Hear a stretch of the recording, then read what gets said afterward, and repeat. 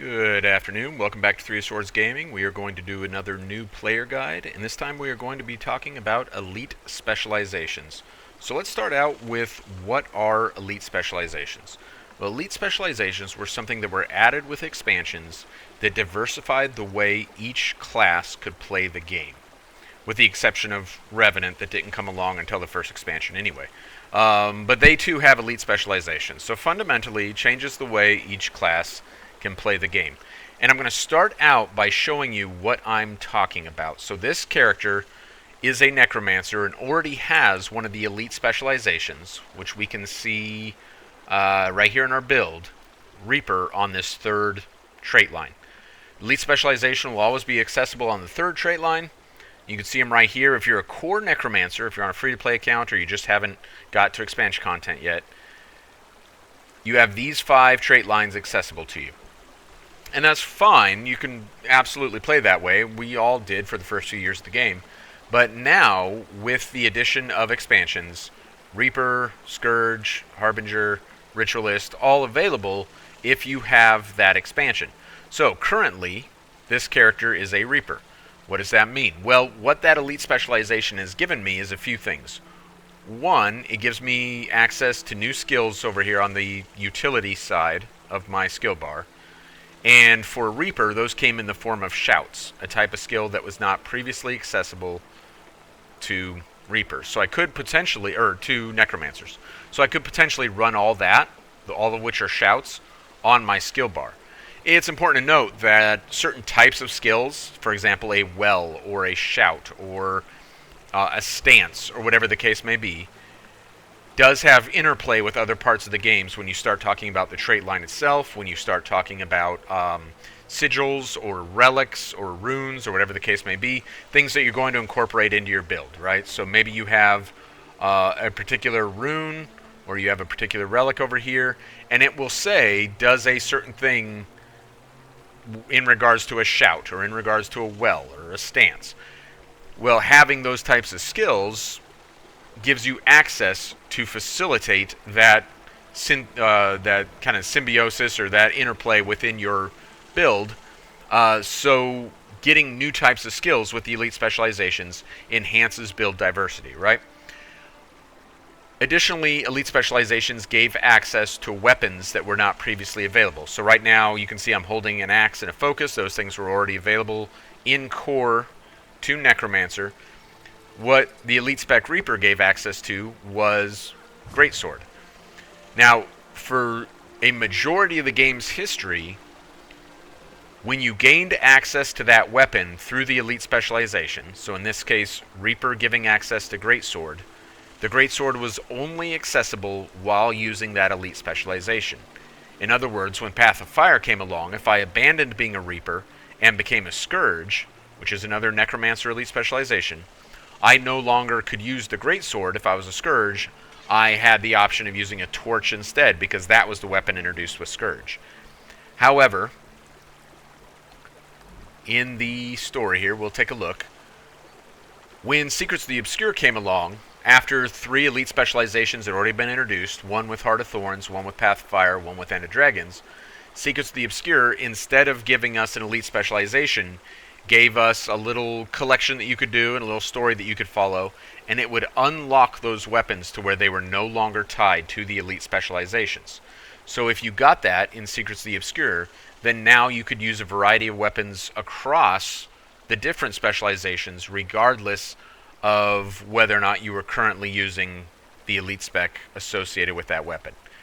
To make it simpler, I no longer had to be a Reaper to use Greatsword. I could now use Greatsword with Core Necromancer, or with Scourge, or with Ritualist, or now with Harbinger, or now with Ritualist, because Ritualist came out with VOE, right? So that just diversified your opportunities for builds even more. Finally, probably the most important thing that elite specializations give you is that they fundamentally change a core mechanic with the class. So with Necromancer, the change that you experience across the different elite specializations, and with most classes it tends to be whatever is up here above your weapon skills. For Necromancer, that is the Shroud. So for a core Necromancer, we have a certain type of Shroud. And like everyone should be familiar with that if you play Necromancer, because you have that even if you're free to play or just playing the core content or whatever. With Reaper, it becomes something different, and you can see we get this giant scythe, and we have new skills here, very DPS oriented, very high damage skills, and that's kind of Reaper's niche, is very high individual damage melee type skills, which is why it also came with the Greatsword, a high damage though relatively slow DPS weapon, right? Then when they rolled out Scourge, instead of a different type of shroud, you have what they refer to as the Sand Shroud, or the Sand Shade, because they kind of changed it from shroud to shade, and it really functions more like a well, and within that well you can create different effects. Might be for your allies, such as give them barrier, or it might be to do damage to the enemy in some way, shape, or form.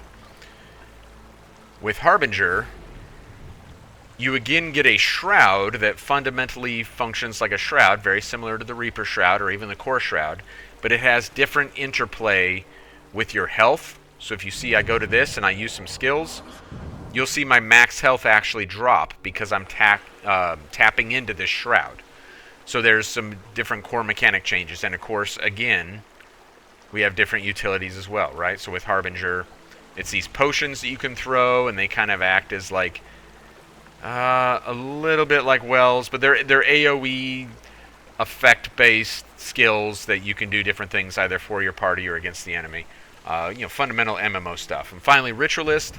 Again, we have a shroud, but this time it brings up different like specters that will do either damage against the enemy or will buff you in some way, shape, or form. So 4 fundamentally different ways of playing Necromancer, but all the while still being a Necromancer and still having, again, axe focus. Those weapon skills aren't going to change, right? So that is, in a nutshell, what the elite specializations are. It is worth noting the elite specializations, generally speaking, in 9 cases out of 10, are stronger than the core classes. One, that's because as we started getting into expansions, the content got harder, and so we had access to more power to deal with the new, harder content. What that means is that if you are a new player or a free-to-play player who's going to be transitioning into the paid content, it will mostly be transparent to you because you can play this very easily. The core story, you can play very easily with the core classes and not really have much difficulty. Living World Season 2 was designed for core classes. You can play through Living World Season 2 with very little difficulty. Heart of Thorns, much more challenging, but also you have access to the Heart of Thorns elite specializations. And I'm going to clarify that here in a second because there's a caveat to that. However, where a new player will notice if they're progressing through the story chronologically, or chronologically in terms of the story, this is the progress from top to bottom here of the chronological story of Guild Wars 2. This is not chronologically how it was released. It almost is, but Living World Season 1, when it originally happened in Guild Wars 2, was temporary content and it went away. There was significant demand on the part of the player base to bring it back. Eventually, they did, but this right here, the current Living World Season 1, was actually released after End of Dragons, before Secrets of the Obscure. Consequently, this content was tuned for a period of time when 3 elite specializations were already available for each class.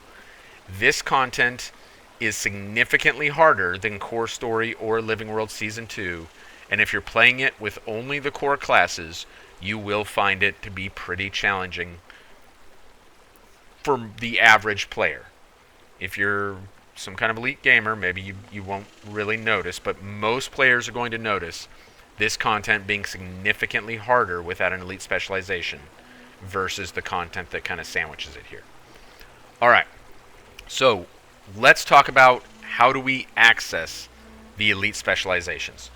Well, let's talk about PvE first, or the average, like, story-driven and end game content like raid dungeon driven player, right?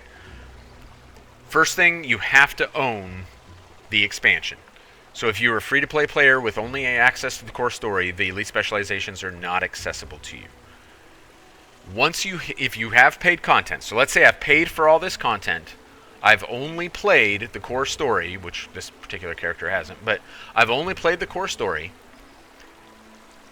and I hit level 80. Immediately, I'll get a little pop-up that says, hey, the elite specializations are now accessible, and I will have access to these. However, in order to advance one of them, in order to click on something here and start progressing it, I have to purchase these progressions with these hero points. So let's talk about hero points real quick and just kind of get a grasp of what they are and how we obtain them, because you're not going to get elite specializations without hero points, right? So there are hero points scattered across the world in the core game. So even a free-to-play player is encountering hero points. Here's one in, Lornar's Pass, or whatever this map is, Lornar's Pass. We're over here in German Priory. We can just commune with this one. Doesn't require combat or anything. We just sink right into the floor there. And whammy, now we have a hero point, right? So our number went from 8 to 9 when we got that hero point. However, for Conduit, I need a total. Elite Specialization is always going to require a total of 250 hero points. Each one of them requires exactly that. I don't have Conduit on this character. If I want it, I need 250. Well, holy smokes, that means I need 241 more hero points. Going through the core game and grabbing 241 more of these is probably not particularly tenable, right? I mean, you could do it. I believe there are enough in the core game to get one elite specialization, if I'm not mistaken. I'm like 99.9% certain of that. But it would be immensely time consuming, and you probably don't want to do that. The developers recognized that when they began rolling out elite specializations. So in expansions, so here this character is in Visions of Eternity, each of these is worth considerably more. Let's see what we got right now. We got 21 right now. How many do we need to start Amalgam? We need 40. Alright, so I know I need more. Have I been in love? Yes, I have. Blah, blah, blah.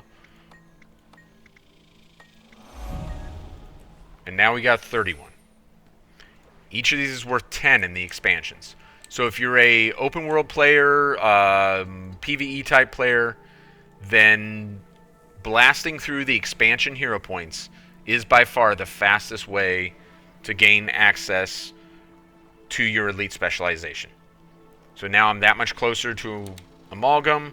There's another one down here. I can rush that one, get 10 more, and I can unlock that very first trait on the trait line for Amalgam. I can start setting up Amalgam here. Let's say you're a PvP player and you do not want to do these PvE things. I have great news for you.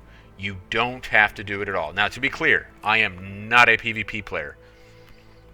I never come into the Heart of the Mist. I never play PvP. I don't like it. So I had to come in here and actually experiment with this in order to get this right.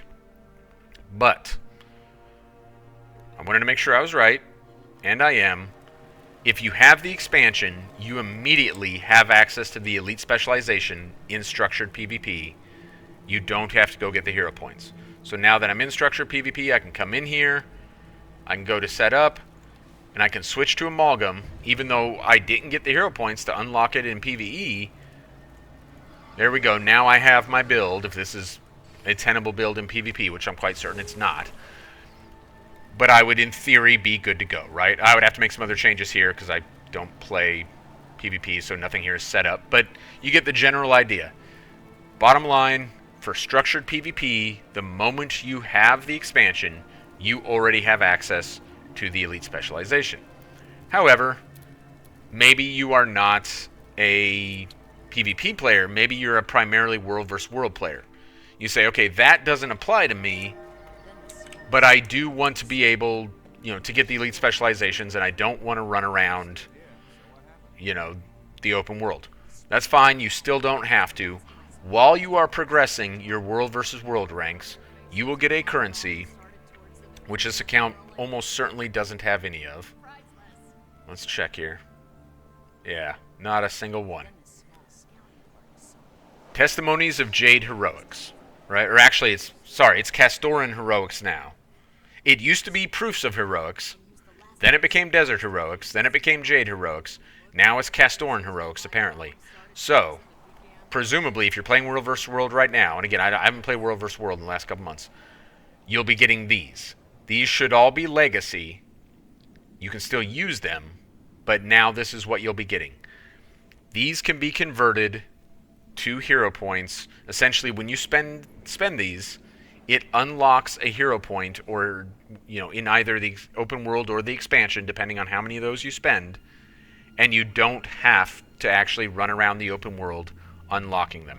I'll be honest, I don't remember which. When I was doing my prep, I probably should have found the right merchant, because I don't remember which one it is. Is it this guy? We may not even find out, because since I don't have any of them, it's very possible that the merchant simply won't show me anything. I think it's probably this dude over here. The ability point reset. No, he resets like the traps and tricks. I'm not sure which guy it is. And you know what? Doesn't matter. You'll figure it out when you've earned some. If World vs. World is your primary game mode, then you're not going to have any trouble finding it. So I'm not going to belabor the point by running around wasting my time. Hero points give you access to the elite specializations. Is there anything I haven't covered? Because quite frankly, I think that is about it. Do you want hero points? Yeah, you should, because it's really going to diversify your gameplay. It's going to make a lot of things more accessible to you. Is it worth buying paid content just for the elite specializations?